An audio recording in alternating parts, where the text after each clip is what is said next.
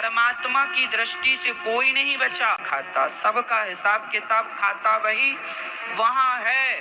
तुमने कितना अच्छा और कितना बुरा किया है, इसलिए बुरा ना करना, किसी के साथ, भाई के साथ भी ना करना,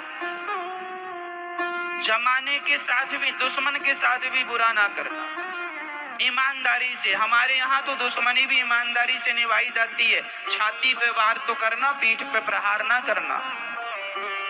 हमारे यहाँ दुश्मनी भी ईमानदारी से निभाई जाती है, नहीं? हाँ या ना? बोलो हाँ या ना। हमारे यहाँ दुश्मनी भी ईमानदारी से निभाई जाती है, दुश्मनी में भी सत्यता होती है। हमारे यहाँ लोग कहते हैं दुश्मन के पीठ पर वार नहीं करना, छाती पे, सामने से बता के मैं आ रहा हूं। पाप तो यहाँ भी है यदि पीठ पर वार कर दिया। इसलिए मनुष्य का धर्म है परोपकार करना, सत्य बोलना। इस रास्ते से कभी हिलिएगा मत। सत्य के लिए ये भारत कौन सी धरती है, जरा सुनिएगा। सत्य के लिए हम लोग बिक जाने वाले लोग हैं। जहां अपने आप को बेच दिया। मोरध्वज नाम के एक राजा थे, उन्होंने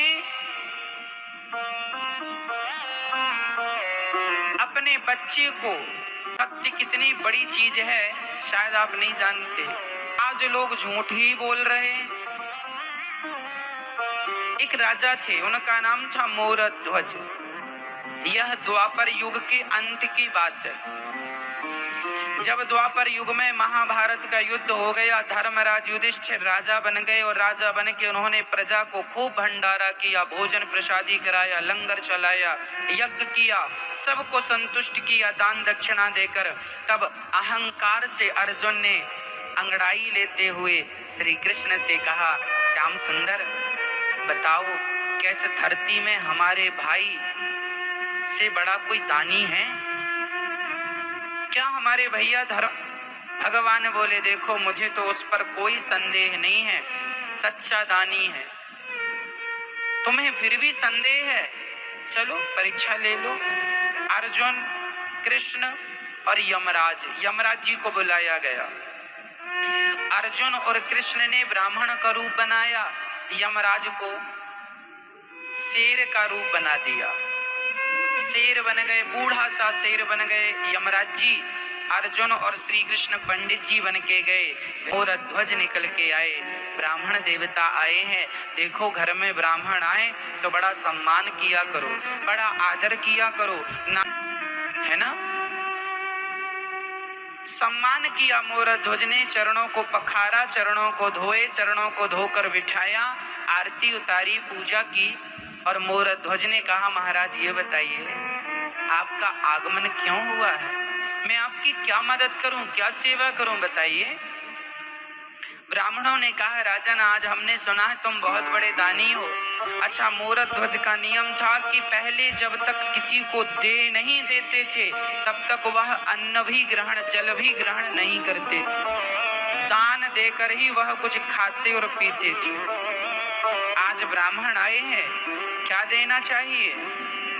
जो आप मांग लेंगे सो दे देंगे। अच्छा, तो फिर एक काम कीजिए ना। ब्राह्मणों ने कहा, यदि देना हो तो हाथ में जल लेकर संकल्प लो। ऐसा तो नहीं कि हम मांगे और आप मुकुर जाओ, इसलिए पहले संकल्प।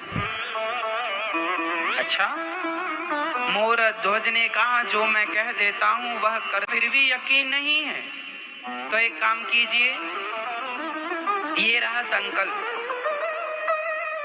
हाथ में जल लेकर के संकल्प कर दिया, जो आप कहेंगे मैं दूंगा। संकल्प छूट गया। अब ब्राह्मणों ने कहा, मोरध्वज आपने संकल्प दे दिया है, जो मांगूंगा दोगे। मोरध्वज ने कहा, आयु थी 5 से 6 साल का बालक था, छोटा सा था। बहुत पूजा पाठ करने के बाद, बहुत प्रार्थनाएं करने के बाद विधाता ने यह बेटा दिया था। ब्राह्मण कह रहे हैं कि आप, मोरध्वज के सामने सबसे बड़ा संकट यह था कि यदि मैं बेटे को जबरदस्ती पकड़कर मार डाल और नहीं देता तो जो मैंने वचन दिया है, वचन मिथ्या हो जाएगा। धर्म संकट में पड़ गए मोर ध्वज, तभी उनका वह नन्हा सा बालक, दुश्मनी भी ईमानदारी से निभाई जाती है, छाती पे वार तो करना, पीठ पे प्रहार